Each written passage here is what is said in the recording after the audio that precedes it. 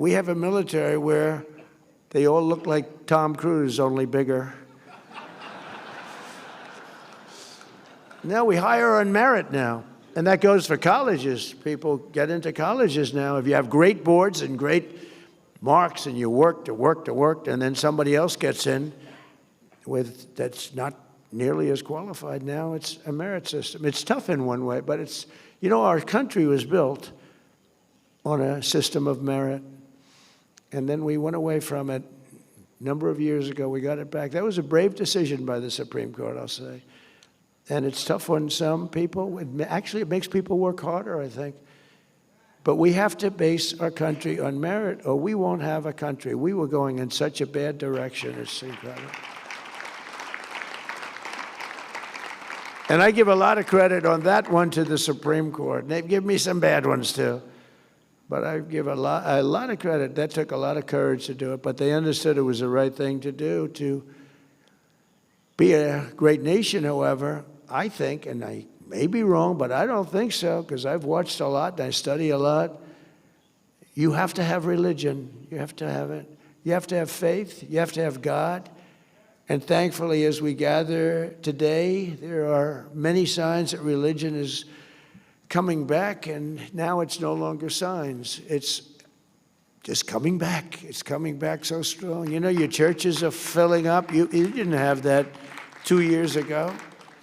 It was hurt by COVID, but it really, and they treated you terribly. The Democrats treated you terribly. Sorry, Mr. Congressman, but the truth is, they had pastors holding services outside. The people were standing 15 feet away from each other, and everybody was arrested. It was like they ran it. They always like to say, Trump is a dictator.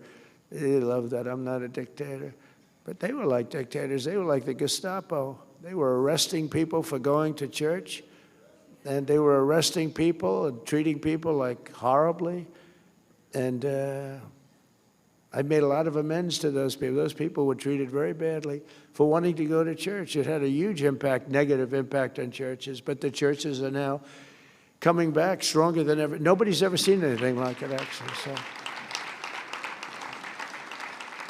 you're all hot, okay? It's like the king of Saudi Arabia. He said, and you probably heard me say it, I love it, I was with him, and he said, a year and a half ago, he said,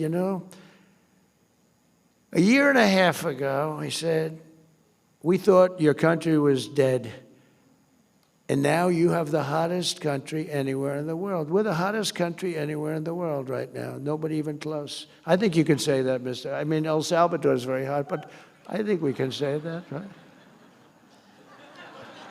right? We have the Congo here. I don't know. The Congo is hot. We just ended a war. One of our 8 wars that we ended, right? He's a great guy, too. He's a great guy. You talk about people that suffered. Those people suffered. In 2025, more copies of the Holy Bible were sold in the United States than at any time in the last 100 years. Now, how about that? How about that? Did you know that, Mr. Speaker? Mike Johnson's a very religious person, and he does not hide it. He'll say to me sometimes at lunch, sir, may we pray? I say, excuse me? We're having lunch, the Oval. It's okay with me. But he's a very religious person, and he is popular, and he's doing an unbelievable job. So I think God is watching over you. God is watching over him. I don't know about me, so I hang around with him because I feel I'm protected a little bit. In the last 12 months, young Americans attended church at nearly twice the rate as they did 4 years ago.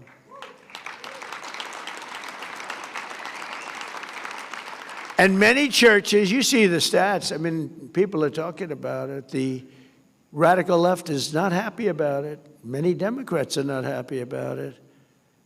This, by the way, will be the last year the Democrats show up to this event, I tell you. But I got to say, how the hell do you vote for these people? But some churches are seeing a 30%, 50%, or even 70% increase in the number of converts, and also the number of people going to church every week. To support this exciting renewal this morning, I'm pleased to announce that on May 17th, 2026, that we're inviting Americans from all across the country to come together on our national mall to pray, to give thanks, and we are going to do something that everyone said, like, that's tough. We're going to rededicate America as one nation under God. You know, a lot of people...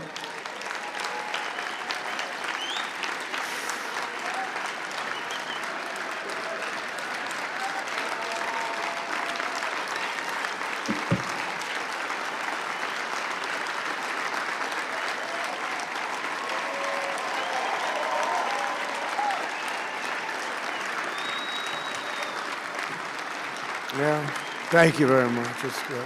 That's what I mean by the Spirit. It's so incredible to see it. I see it so much. I've never seen anything like it in 1 year. I thought it would take 2 years, 3 years, 4 years to be where we are. Well, we've done it in, really 10 months.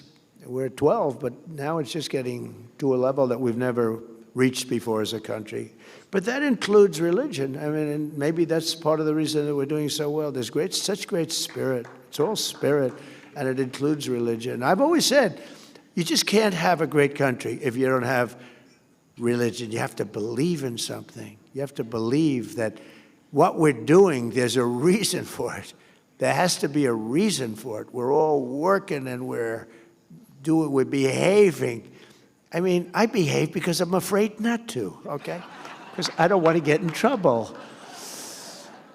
No, it's such a positive thing, and people are starting to see it, and they go into church, and they're meeting people, and families are developing. It's really, the things are happening in our country right now, and we have to get the bad ones out. We have to do it. We can't let that happen, and we're being very tough in law and order and crime, and I hate to say it, because it doesn't seem to go hand in hand, but you can't have people going to churches and coming out and have criminals taking advantage and doing things that nobody wants to even describe.